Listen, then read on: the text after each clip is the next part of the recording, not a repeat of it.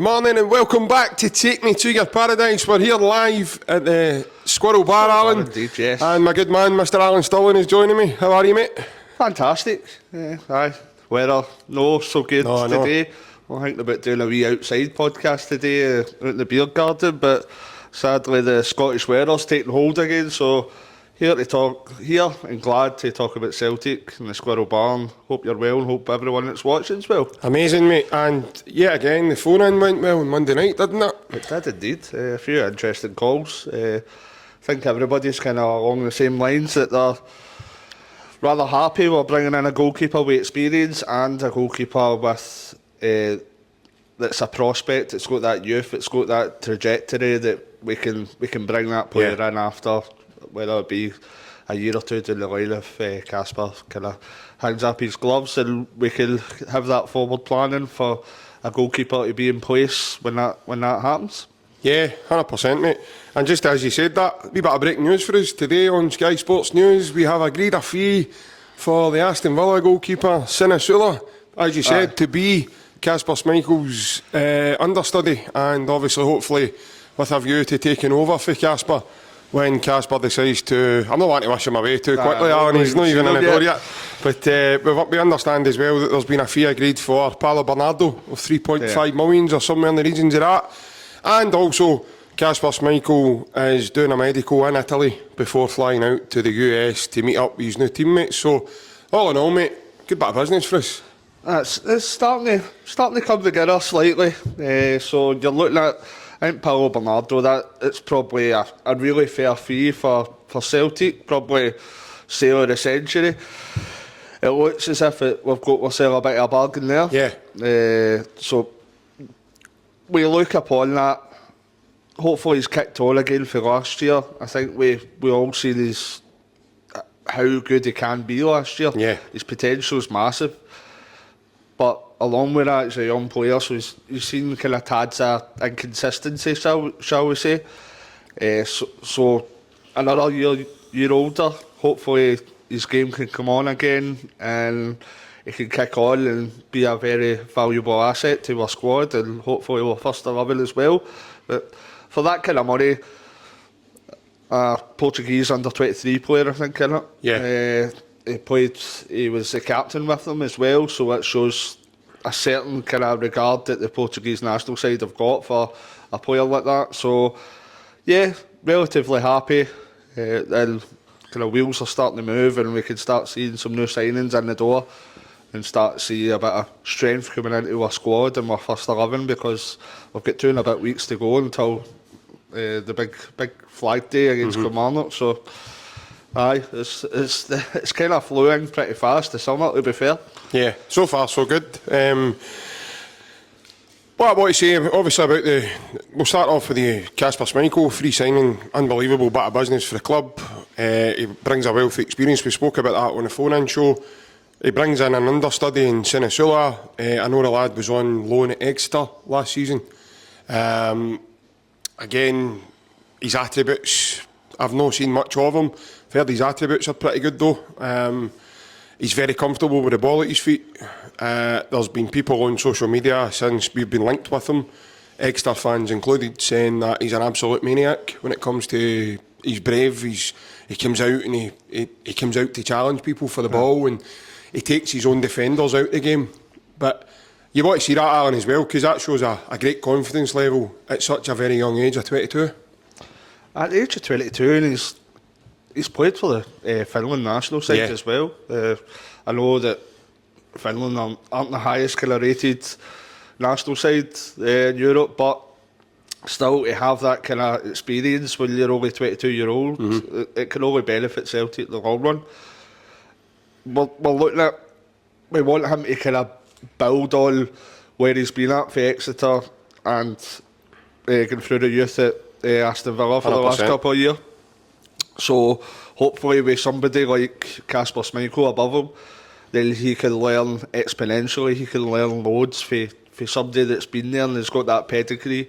He's got that calibre of play, international football experience, everything. So that's the perfect person that he can learn from. And I'm sure I read on Twitter as well that growing up, that was one of his idols, that KASPER was. So, I think it can only be good for the young goalkeeper if he's got that kind of person to look up to and to learn from. So, we're quietly pleased just now, and let's just hope we can get another good few across the line and get into this season with a lot of strength. Yeah, 100%. Moving on to Paulo Bernardo, a guy we know quite well. He was there the majority of last season. Alan, I don't know about you, mate, but quite quickly I'm just going to put this to you. I think he's a big game player. I think he delivers in big moments. He's got that ability to handle pressure. You've seen him when he comes on in the 3-8 game at Ibrox last season. The pass to Adamida to take the ball under pressure in a cauldron when we didn't have our fans in the stadium, to release that ball, frightening. And then you see what he does at the cup final. He just gathers the ball and just takes the ball up the pitch. I think he's got that energy in him, Alan, and legs, that when some of his other teammates might be needing a breather, he's got that in him to be a kind of driving force in the midfield. In the cup final, for me, that proved that, mate. And to be fair, I thought it's rather deceptive the way he plays, because he does look like that kind of big, maybe lazy, slow guy, harsh word, but he looks like that big kind of lazy midfielder. But I think it's proven quite the opposite. He does put a shift in. He's no the best at acceleration when he's running, but he's definitely there. And he's running constantly. He's always making sure that he's everywhere in the park that he possibly can be. And you can just see with that, especially that goal in the cup final, just the hunger and the desire to get forward and press forward with that ball. That's always something you want to see in a midfielder, especially at Celtic. So it can only be positive. And as we say, the guy's 22-year-old, I'm sure. So you're looking at the future as well. Will he be a consistent starter next year? I don't know. It depends on what happens with the Matt O'Reilly situation. But he will contribute, and he will be probably, if he's not starting, he'll probably be the first player that comes on off the bench. There's still a lot of growth within him to happen. You can see he's got a hell of a lot of potential. And I can see him kind of coming on the next kind of couple of years and really making massive improvements in his game. I think you can also see Brendan trust him as well, Alan. You look at last season, he plays in the Champions League for us as well, before he really get going in the domestic campaign. So Brendan obviously has that element of trust in him, and he's got that technicality, like he says, to play at that level as well. Aye, you're looking at the players we've got in midfield just now. It'll be hard, they three in the midfield, unless any of them kind of move on. It'll be hard to see any of them kind of being put out of their starting places. But it's a long season as well. There's a lot of games. You're looking at the best part of 50, 60 games that players are going to be need to be playing.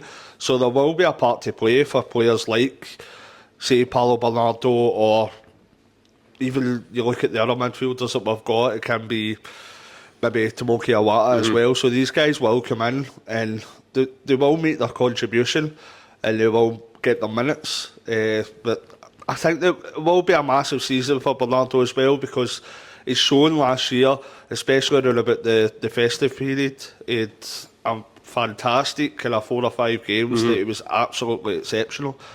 And if he could produce that for over the whole season, then actually I think he might give kind of Real Hatate and Matt O'Reilly a run for the money. But it's the big point of being consistent if he could produce that. But it's a big ask. But let's hope he can kick on, and let's hope he can do that this season. 100%, mate. And obviously moving on, we've heard as well that, and it's been confirmed now, and he's been unveiled as one of their players, Big O. He's moved on to Genk. I think he leaves a bit, he leaves a sort of myth, doesn't he? Because he had all the attributes to do very well at the club, and he's not one of the kind of, how do you say, like a prima donna. He's not like one of the kind of guys that thought he was a Billy Big Time and he's left, and he actually gave his all when he played. He just, that time when, I mean, Brendan dropped Kyogo. Let's not forget that last season before we even signed Adamida. Brendan brought Kyogo out the team due to not playing well, and then obviously brought O in. And for me, Alan, that was his chance to really come in and cement you know, that position. But you look at Edward, right? Edward signed, he was a wee bit raw. He played on loan. He came back as our signing permanently. But Edward very quickly got to grips with it and developed his game to kind of, you know, you've got to do more when you play as a number 9 nowadays, mate. You can't just stand static and hope the ball comes to you and then you're putting it in the net. That's not the way football works now. So for me, Big O had that chance for the few games that he did come in and play. And he just, for whatever reason, mate, he was just unable to really cement that as his own position. But as I say, I think he leaves, Alan, with us as Celtic fans wishing him all the best, and it's not one of those ones that he's left in bad terms or, you know, something's happened. He just couldn't get himself to grips and get himself settled properly in the team. Yeah. No, he was a very respectful kind of young man by the look of it. Looked as if he always kind of gave his best and always put 100% effort in. Yeah. It didn't really happen for him. He did have his opportunities. He had a number of opportunities in a club like Celtic, when you've got players like Kyogo up front, you need to take that opportunity. Yeah, you've got to. And it didn't really materialise for whatever reason. He wasn't a bad player, but he didn't really. It was that kind of middle of the road. He didn't really hit the heights that we were hoping. Yeah. And he's definitely not hit the heights that Kyogo has, or even Adam Ida for that matter, in the last 6 months of last season. So we're looking at, we've made a profit on him. So I think we come in for 2 million, 2.5 million, I think, and he's went out for including add-ons. I think it's like 4.5 million. Yeah. So in a business terms and kind of financial terms, we can't really complain about that. It's just, let's just hope that it's reinvested back into the squad and the positions that we need. Yeah, 100%. You would like to think, yeah, definitely, all the best to him. But obviously, you would like to think that Brendan Rodgers has not sanctioned that move for O to go to Genk, for us then to be left with just Kyogo, from being one injury away in this pre-season tour, from a catastrophic error that's been made by all round, because you don't want to see us having to then, because Rocco Vata's been let go as well, so he was another option as a forward. Now we don't have, who's next? The boy Dawson, or you know, somebody of that kind of. We're now left in a position. So you would like to think, Alan, that the motion has been put in place now, or over the next couple of days we're going to see maybe even Adam Ida signing permanently with us, because you would like to think that's already happening in the pipeline before that move's been sanctioned. Otherwise, that's, in my opinion, mismanagement. You'd like to think so. Over the last couple of years, we've had strong wingers, so we've always had the option of putting Dyson Maeda in the up-front position. I don't necessarily like Maeda in that central position. I'm glad you alluded to that there. Just when you says I don't like Maeda, I was like, what? Well, in that central position, I don't necessarily think you get the best out of Dyson Maeda in that central position. I know that it's been quoted a number of times that he has played striker for Japan, but I don't think he's the best finisher in the world. I think his attributes are all about kind of pace and beating men, getting behind the lines, etc. So I would rather see us utilise Dyson Maeda out wide, because you're looking at our wide players just now. We've no Forrest come in last year, he kind of no save the day, but he was seen as the second best winger that we had with Dyson Maeda. So it'd be definitely brilliant if we could get the Ida kind of purchase over the line, because especially we've got 3 kind of semi-important friendlies coming up, because we want to put a kind of stamp on how we're playing this year and kind of show that we're up to that kind of level. I know we're never going to make an impact like the likes of Chelsea or Man City will, because the money that the both clubs have got are kind of universes apart. But we'd like to see that we can hold our own, especially in kind of friendlies like that, because you're not going to see probably a full strength Man City or a full strength Chelsea. So we'd like to get a bit of confidence in these next few games, and especially with players maybe playing 45 minutes to 60 minutes and then a lot of squad rotation. I think it's imperative we've got another striker for this tour. But we're hearing wee murmurs just now that Adam Ida's getting closer. Yeah. So we'll hope that's going to be put through by the time that all the players are on that plane. I think it's Friday they're leaving. Is it? I thought it was today. Is it today? I think it is today, yeah. I might be wrong then. So I'm sure it will be, because I put it Saturday, it will be. So it might did you be see the wee minute and a half video with Carl McGregor speaking about the pre-season tour? It's been put up on the Celtic channel, and it was put up yesterday, and he obviously maybe done it yesterday, and he just, at the end of it, he says, I'm looking forward to getting on that plane tomorrow. Right. Aye. I'll get mixed up with my days. It's that long before football. I know. So I'm sure it's Sunday morning at half 12 hour time. Is it? In the early hours of the morning? Aye. I'm sure it's like Saturday night. I'm sure. Is it? Or is it Sunday night, innit? Is it? I don't know if it's Saturday or Sunday night, but it's one of them, and I'm sure it's 12:30. Right, okay. So it's going to be kind of, we're sitting up to 2:30 in the morning watching Celtic. Yeah. So we'll see how people that were doing that with the Copa America anyway, so they're probably going to be used to doing that. But we're looking forward to this kind of challenge, and see where we're sitting as a squad and a team just now. But yeah, get a few players in. I'm confident we can hold our own and kind of show that we are a half decent side, that we can play good football. Yeah, definitely. I think that's the main thing, Alan. You don't want to go away. I think, was it Ryan that was saying it? No, it wasn't Ryan, it was Francis Lester that was on the phone in the other night. And he says that you don't want to be going away and getting absolutely battered. You know, there's no point in us going all the way to the States to network Celtic, show the fans the Celtic brand and everything, and then you're going away and you're getting slaughtered 3 games. Aye. I don't know how good DC United are. Obviously we know how good Chelsea and Man City can be. I know Chelsea aren't the Chelsea that maybe were once under Mourinho and stuff like that and challenging for the Champions League and stuff, but they're still a side to be reckoned with, mate, with a lot of very, very good players that would probably walk into your team, and they're basically their squad players. They're spending $100 million on Enzo Fernandez, didn't they? And then 150 on, who's the other guy for Brighton in midfield? Oh yeah, God, I can see him in it. Something big with M in it. No. Is it? Aye. I can't remember. My head's went total blank because we're here. Well, they're spending daft amounts of money in midfield. Yes, anyway, they are. They're spending silly money on there. I think there was about 70 odd million spent out on the boy Mudryk as well. Aye. For Shakhtar and yet. So, yeah. So that's the kind of money that they can delve in. Like Man City's the same. I think Man City might be losing their goalkeeper as well, which is going to be a massive loss to them because the boy Ederson's probably. Yeah, the boy Ederson's probably the best goalie I've seen play with the ball at his feet. I thought Manuel Neuer was good and he set the tone for that lot of it, but you look at Ederson and he just takes it up a level totally. I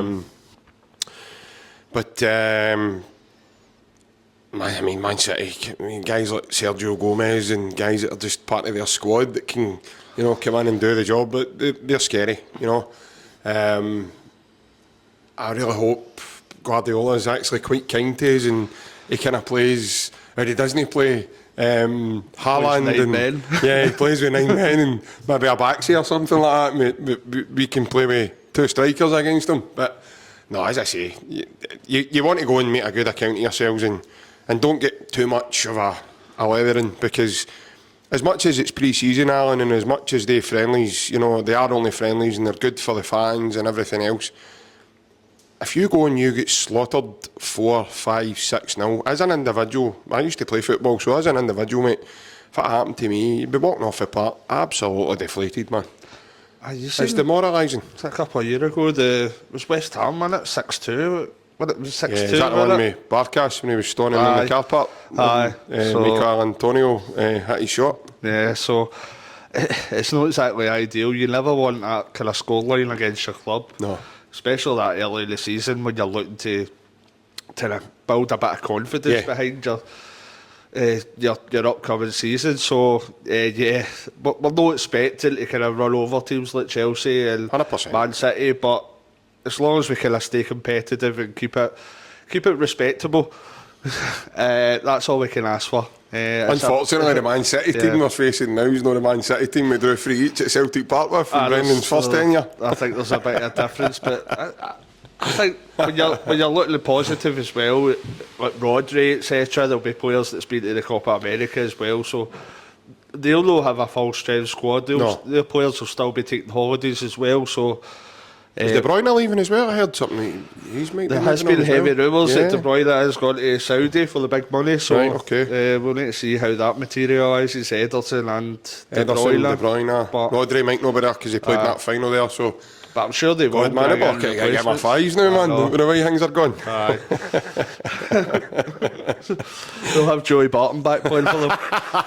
Joey Barton. Joey Barton. Joey Barton and Dries for Sale.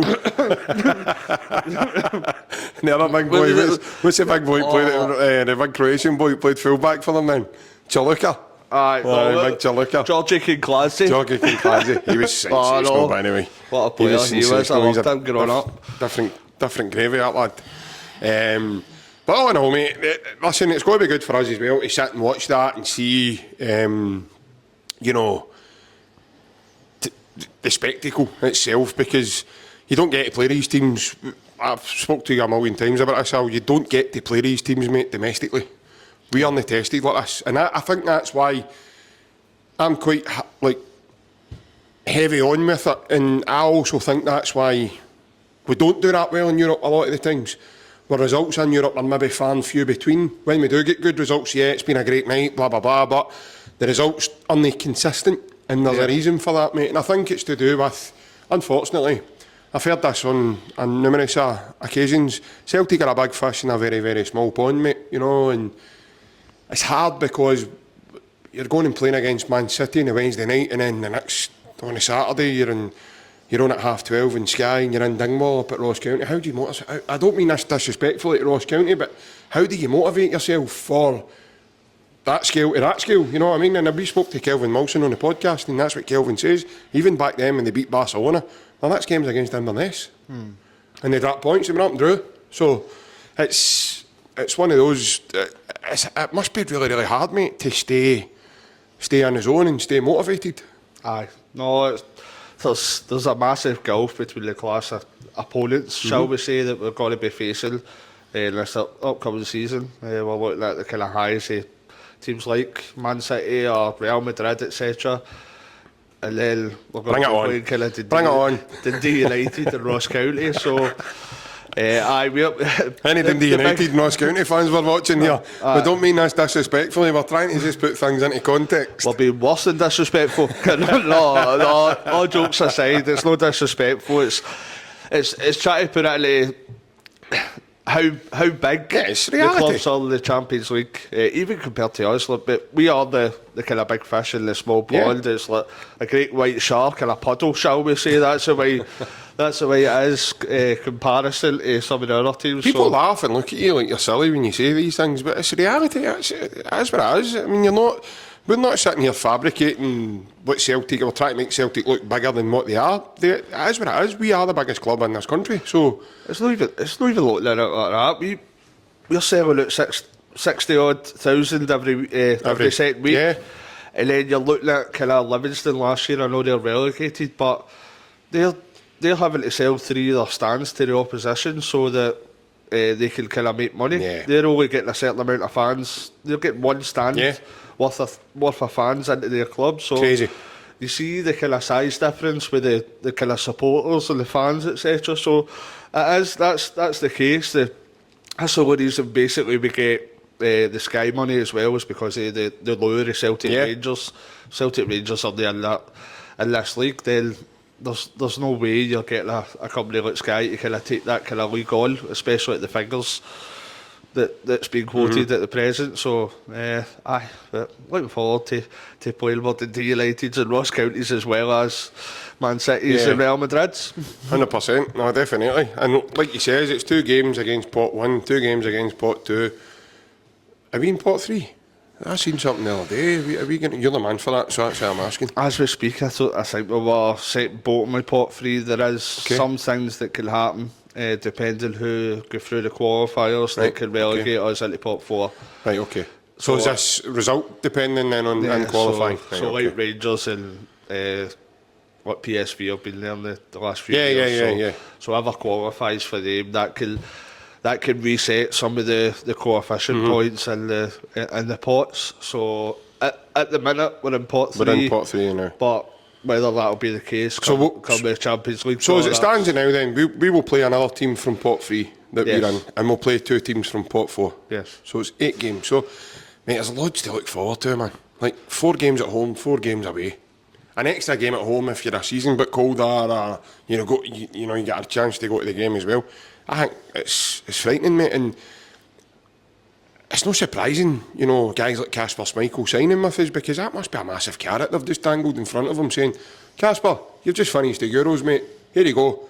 We're playing the Champions League. Do you fancy it? Joe Hart's retired, and we need a goalkeeper. And then obviously Kasper's went, by the way, I know somebody that loves me and wants to come with us, and I'll phone him for you now, and he's another boy. My wee brother, even though he's different nationality, but there you go. But little did we know, I mean, you put up a video yesterday in the chat, like, we've all seen this, lad. So if you remember back to the Scotland game, when we drew 2 each before the Euros at Hampden, 2-0 up, and then, I mean, that save he pulls off, man, that is one of the best saves I think I've seen range, for months. So it's to get down that quickly and have the kind of reflexes to make a save like that. It shows that he has got quality about him. Obviously, they're only wee clips, so we'd need to have a proper look at him. And I'm sure if he does sign today or tomorrow, we will see parts of him within the next 3 games. Look forward to having a look at the guy if and when he signs, especially. And looking at kind of Kasper Schmeichel as well if he signs, and how he integrates into the squad, and if he shows the kind of experience he's got, etc. I think he will. So it'll be nice to see these kind of new guys coming in, along with a couple of old faces and Paulo Bernardo and Adam Ida, hopefully. Yeah, and obviously some new faces as well, because like we say, there's glaring positions that need filled in the team as well. Like obviously we're looking for a guy to come in and play with Greg Taylor at left back to give us that cover and flexibility in the team whenever we have to rotate for numbers and rotate because of what we've got coming up in the calendar. I don't like saying the word coming in and making Greg Taylor a number 2, because like John says last night, Greg Taylor's been an absolute remarkable servant for Celtic, coming from Kilmarnock and getting himself into the Celtic team, and it's not Greg Taylor's fault that, unfortunately, the guys we've had that have been in beside him, they haven't cut the mustard, mate, and he's the one that's been the constant always. He's played under a couple of managers now as well, so he's been the kind of number 1 pick now under Ange Postecoglou and Brendan Rodgers, so he definitely has something to his game. I understand where Ryan's coming from though in terms of European, but again, he's got that European experience in his bag now. He's got international experience in his bag, so that helps the team as well. And he's probably a great guy to have about the dressing room to help, like say with Callum McGregor. And you see him on he's got his own wee kind of version of his own podcast via the Celtic podcast, where he brings in all the players and interviews them and has a laugh. You see, so he's obviously a great character, Alan, to have about the place as well, mate. And that's for me, mate. When you're going for trophies and you're trying to win big things and big moments, you need guys like that about the place, mate. You need guys like that know what it's like to be at Celtic.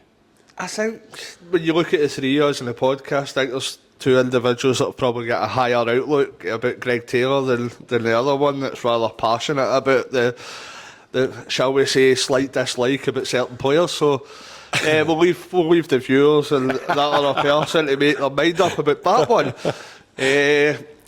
But I like Greg Taylor. I think Greg Taylor is like a lot of players. Like, he's got a ceiling, right? But he always gives you his all. He's never going to be absolutely incredible, right? But he's always that player that's a 6 or 7 out of 10 every week. He's reliable. Would you say he's like a Jackie McNamara in the team? That's a fair comparison, yeah. Because everybody loved Jackie as well, didn't they? It's just like everybody in that every position in that the squad and team, we're looking for an upgrade if we can possibly do that anywhere. So we've got ambition that we want to try and make it the best team we possibly can. The fact of the matter is that Alessandro Bernabei just simply didn't work out and he wasn't good enough. So he's been moved out on loan. I can't see him returning to Celtic anytime soon. So apparently he kept rapping the boys as well when he was demoted to the ball bag carrier. It was driving people nuts and all. Kind of. he was a ball bag carrier, and apparently all the balls kept falling out and all that. So that's how I think he was getting.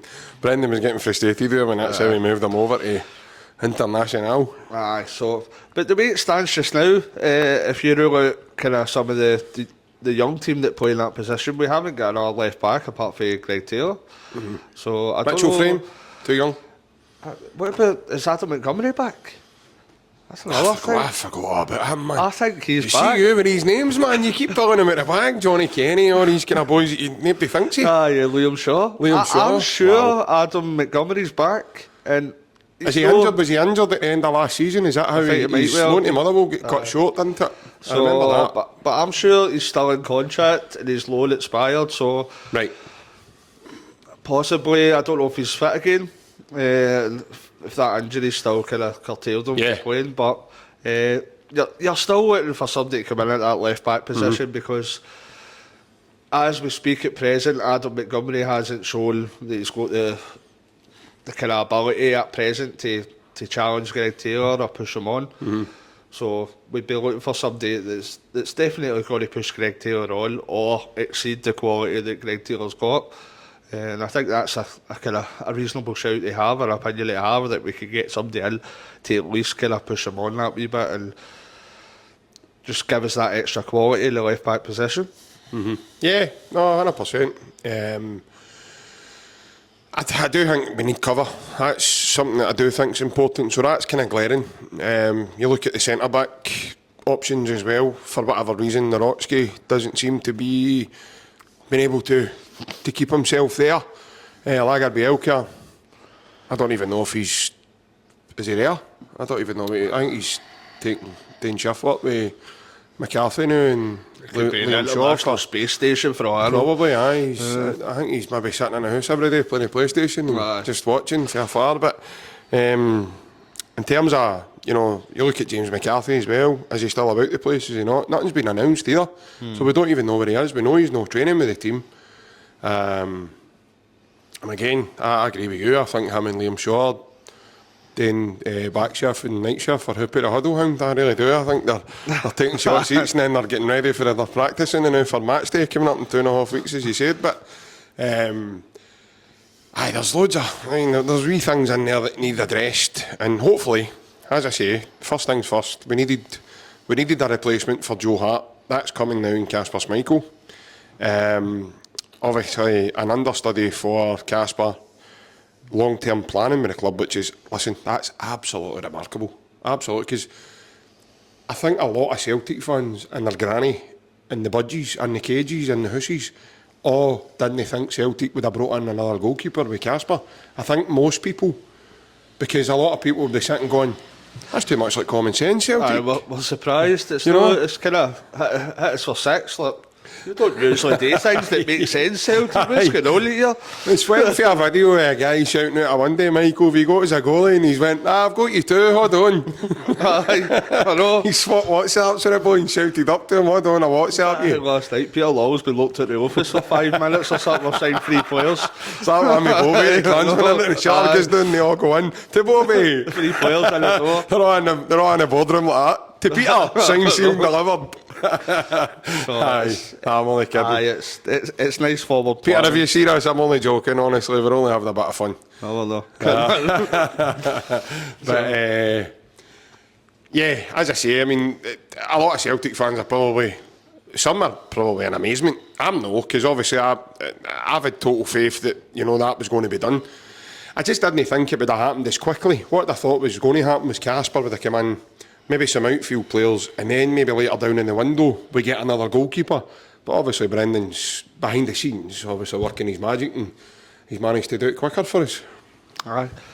I think there was quotes were linked to this goalkeeper, the young goalkeeper, a year or two ago. So this might have been one that was sitting in the back burner, and Brendan's kind of had a look and says that this is somebody that we can look at as potential for kind of progressing in the next few years. So it's always great to have forward planning. It might not work out like that. This guy, the young boy that's coming in, he might not kind of reach the levels required for Celtic. Yeah.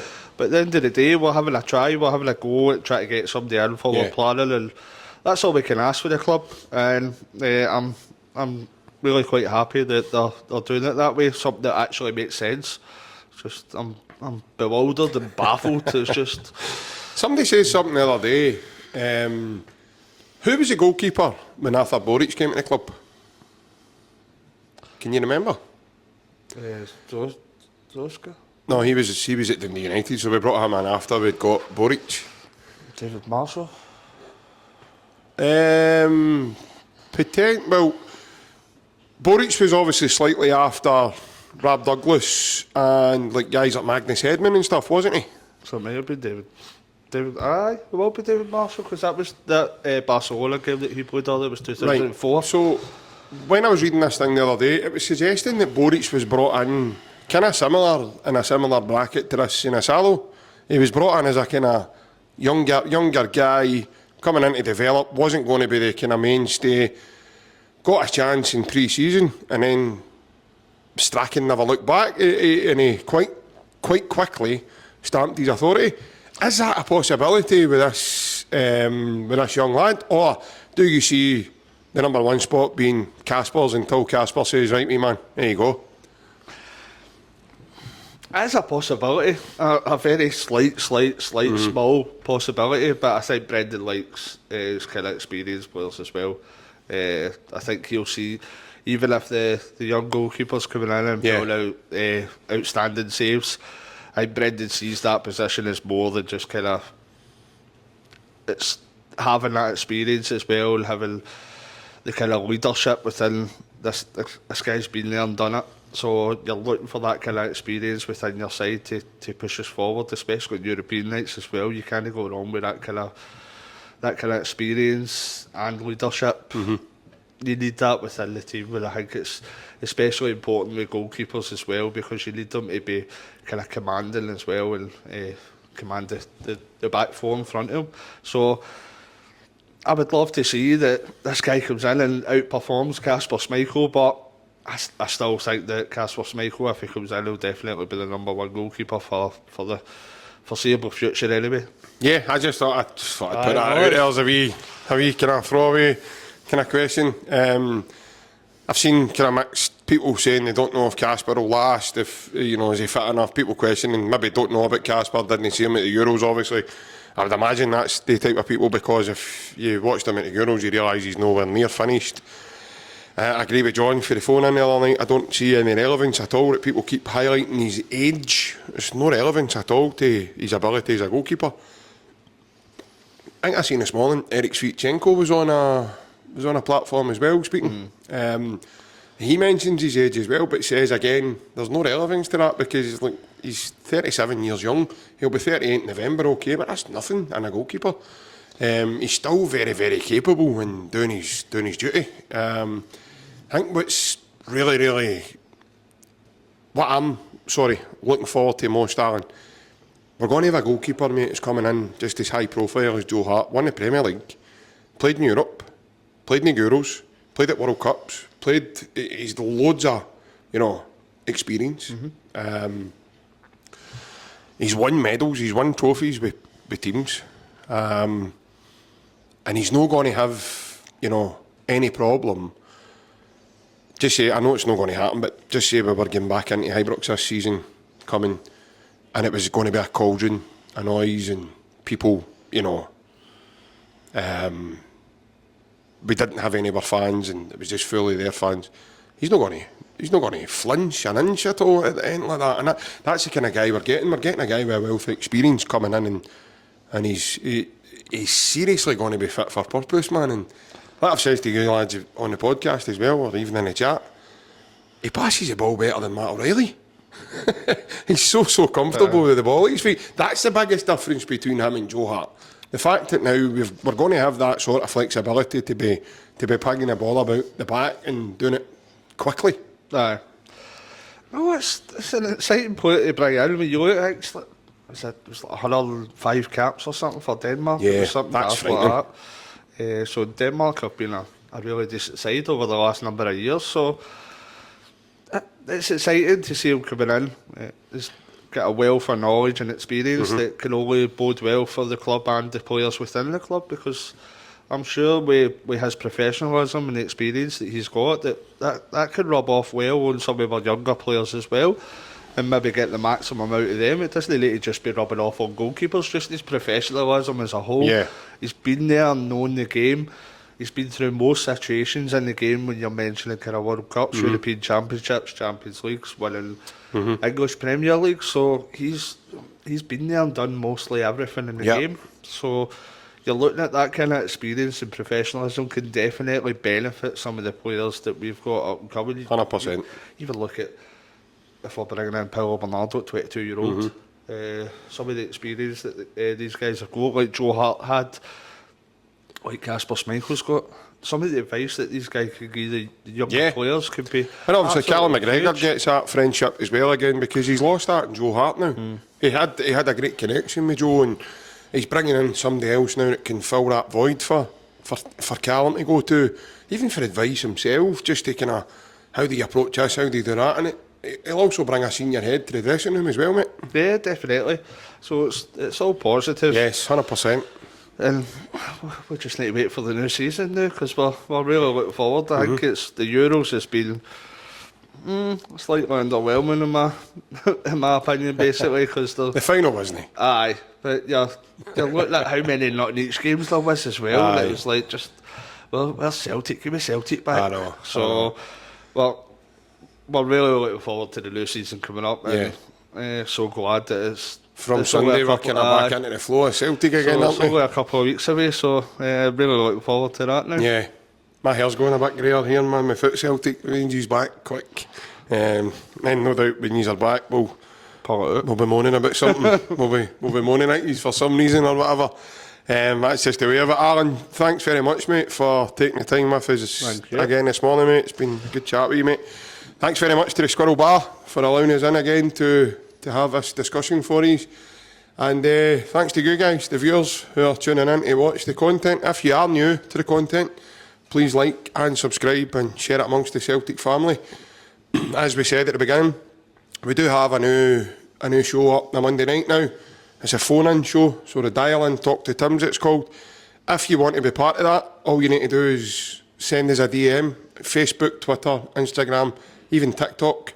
Or if you don't have any of the above, if you are slightly older, we do cater for all, don't worry. You can message us on the community section of the YouTube channel. All you need to do is get in and just you can send in a message on a previous post that's been put in there. We'll get your comment, and as I say, we'll get back to you soon as. But above all else, everybody, take care, hail, and let's see the new signings in the door and get rolling with it. So we'll take care and we'll see you all again. Bye-bye. Bye.